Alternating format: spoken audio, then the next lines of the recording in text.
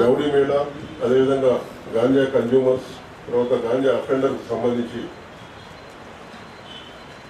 Counselling మేళాకు ముఖ్య అతిథిగా విచ్చేసిన మా గౌరవ నిజామాబాద్ జిల్లా సిపి గారికి స్వాగతం. అదేవిధంగా టీనేప్ సంబంధించి సోమనాథం డిఎస్పీ గారికి, అదేవిధంగా ఏసీపీ ట్రాఫిక్ గారికి, వచ్చిన మా ఎస్ఎల్సీలందరికీ స్వాగతం. సార్, ఇప్పుడు ఇవాళ తమ ఆదేశాల ప్రకారం ఈ రౌడీ మేళా, అదేవిధంగా గాంజా కన్జ్యూమర్స్ తర్వాత అఫెండర్స్ సంబంధించి వీళ్ళందరినీ ఇక్కడ తీసుకురావడం జరిగింది సార్. దాదాపు ఇందులో 218 వచ్చేసి మన నిజామాబాద్ డివిజన్ తరఫున రౌడీస్ ఉన్నారు సార్. 190 గాంజా కన్జ్యూమర్స్, తర్వాత దాదాపు 90 పైన వీళ్ళు అఫెండర్స్ ఉన్నారు సార్.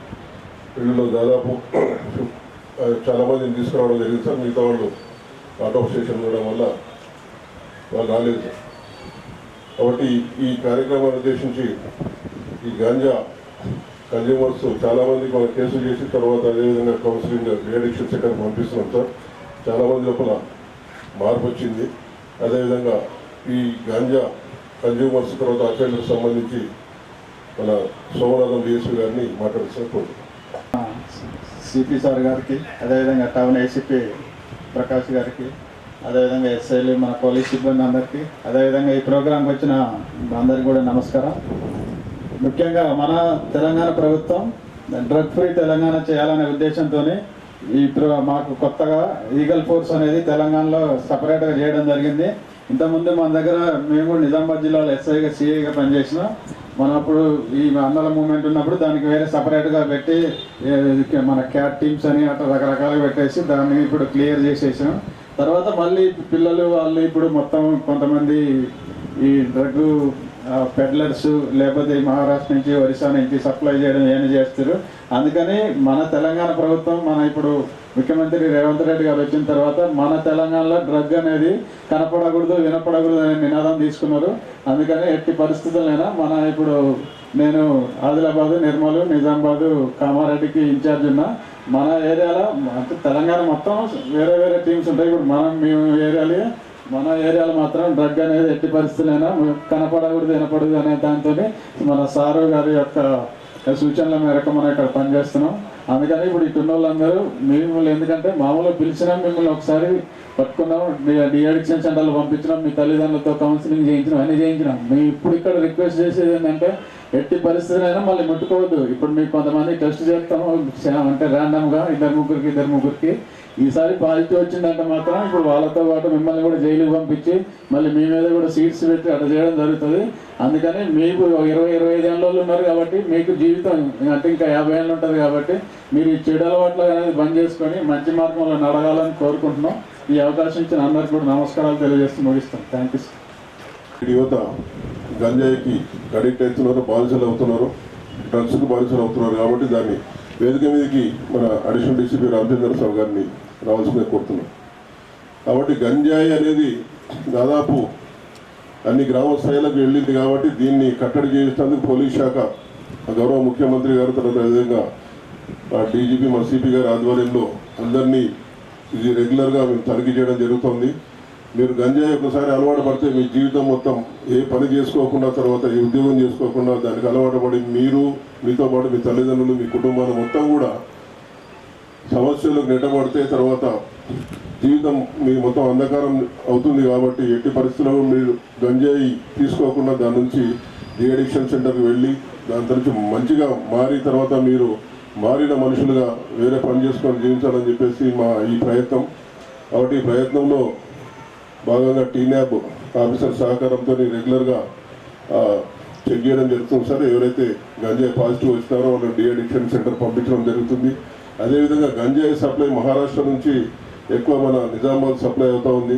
కాబట్టి అట్లాంటి గంజాయి బిజినెస్ ఎవరైనా రౌడీ షీటర్స్ చాలామంది చేస్తూ ఉన్నారు, అదేవిధంగా గంజాయి అఫెండర్ చేస్తూ ఉన్నారు. వాటి మీద కూడా కంటిన్యూగా నిఘా పెట్టడం జరిగింది. ఆ అఫెన్సెస్ని కట్టడి చేయడం జరుగుతుంది. కంపల్సరీ కేసెస్ రిజిస్టర్ చేస్తాం. తర్వాత వాళ్ళ మీద భవిష్యత్తులో కూడా మళ్ళీ కొత్తగా ఎవరైనా లేకపోతే రౌడీ షీట్స్ పీడీ యాక్ట్ కూడా ఓపెన్ చేయడం జరుగుతుంది. కాబట్టి అట్లాంటి బిజినెస్ ఎవరైనా చేస్తే ఇమీడియట్గా దాని నుంచి మానుకోవాలని చెప్పేసి ఇప్పుడు traffic come CCS ACP Mastan Ali గారిని మాట్లాడుకోవచ్చు. ఏడీసీపీ ఏఆర్ గారు, మా సోమనాథం గారు, నార్కోటిక్స్ ట్యాక్స్ డిఎస్పీ గారు, మా టౌన్ డిఎస్పీ గారు, మిగతా అన్ని సర్కిల్స్ పోలీస్ స్టేషన్ నుంచి వచ్చినటువంటి ఆల్ ఆఫీసర్స్కి, మీతో పాటు ఇక్కడికి వచ్చినటువంటి తెలుసో తెలియకో, मालूम रहे के नहीं मालूम हो के क्राइम में इन्वॉल्व हो के, उसके बाद ये बच्चे जो कंज्यूमर्स है वो चॉकलेट के आजकल बहुत आसानी से मिल रहा है इधर, 100, 150, 50 रुपये से पैकेट्स मिल रहे गांजे के, वो समझ रहे सिगरेट पी के बहुत नशा करने का बहुत एंजॉय मिलता है. उसके बाद वो नई चीज़ दिख रही लोग बच्चों, और जो यूथ है, यूथ हमारी इंडिया के लिए पावर है. ये जो फ्यूचर में इंडियन जनरेशन, हमारा जो construction of India, development of India, ये डिसिप्लिन नहीं रहे तो हमारा पूरा यूथ अभी स्पेशली निज़ामबाद आसानी से आ रहा, तरकारियों में, तरकारी के मंडियों में, ट्रैक्टरों में, ट्रेन के जरिए आसानी से आ रहा. लोग भी इजी मनी मेहनत करें तो शाम तक, सुबह से आप लोग मालूम है, सुबह 10 बजे से लेकर शाम के 6 बजे तक काम करें तो 500 से 1000 रुपये देते. ये क्या है, एक हम पकड़े एक आदमी को 1.5 किलो गांजा मिला, एक पैकेट 200 रुपये, 250 रुपये से बेच रहे, शाम बजे तक आपको 5000 मिल जाते. मगर इसका नुकसान क्या है, अगर एक बार आप मिल गए तो आप देख रहे हैं, अब आप काउंसलिंग सेंटर को आए, अभी काउंसलिंग है, साहब बड़े साहब बात करते, आप समझ रहे हैं. एक परसों साहब मेरे को इंक्वायरी दिए, गाँव नाम नहीं बोलता, 58 ईयर्स ओल्ड राउडी शीटर है. अब वो उम्र में हम एक्सपेक्ट नहीं कर सकते कि उन्हें एक्टिव है, मगर उन्होंने अपना बैकग्राउंड बता के लोगों को डरा रहे ये उम्र में भी. इससे आप अंदाज़ा लगाना, हम एक्टिव है, पब्लिक में है, कोई प्रॉब्लम नहीं, अच्छे काम करें, कोई प्रॉब्लम नहीं. अगर से आप नाम बता देंगे, फला हूँ, दादा हूँ, गुंडा हूँ, तो वो छोड़ने वाली बात नहीं है. आप जिंदगी भर काउंसलिंग में फिरते रहते.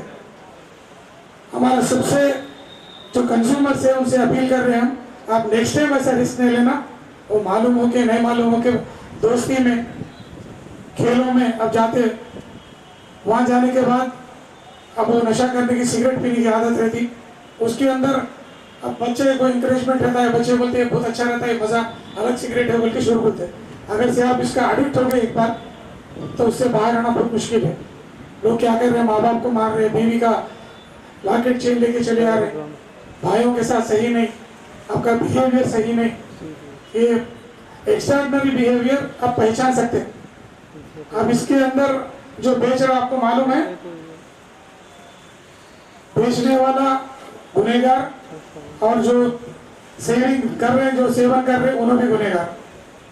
इसमें कई बच्चे मालूम हो के नहीं मालूम हो के केसेस में इन्वॉल्व हो के है, तो आप रियलाइज हो रहे हैं, बदलने की कोशिश कर रहे हैं, अपने आप को सोसाइटी में अच्छा पेश कर रहे हैं, तो ज़रूर आपके बदलाव को आपके SHOs कंसल्ट करते.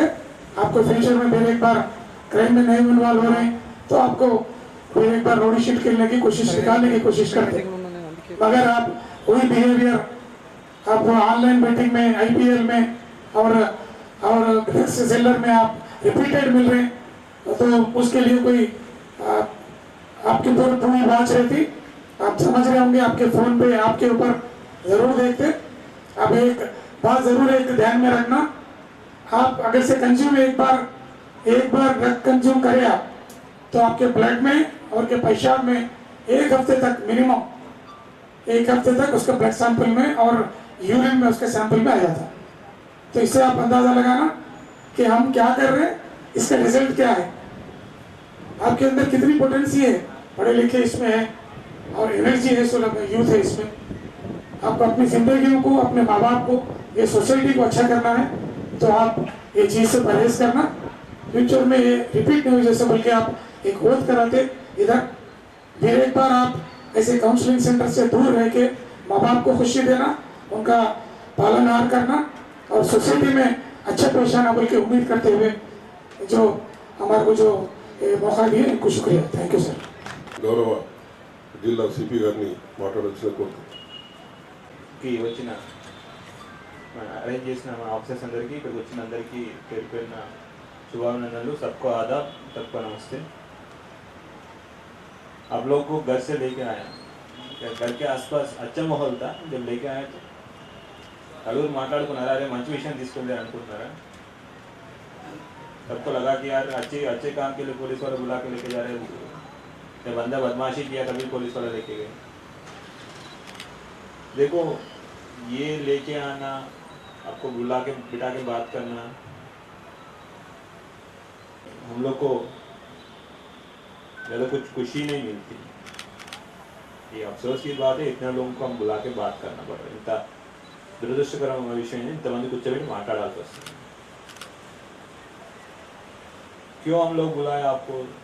ताकि हमारा ये था कि आप पहले आप एक रॉडी शीटर हो सकते हैं या पहले गांजा ले रखा होगा तो वो తీసుకుని ఉండొచ్చు, మళ్ళీ చెక్ చేయడం తీసుకొచ్చారు।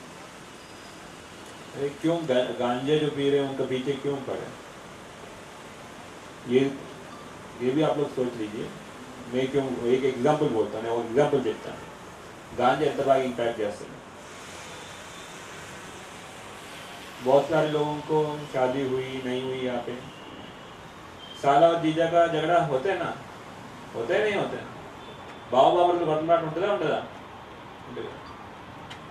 एक बार मैं जब पुराने शहर का डीसीपी था, उसके बगल में अत्तापुर बोल के एक पुलिस थाना है, अत्तापुर पुलिस स्टेशन, तो का मर्डर आई थी।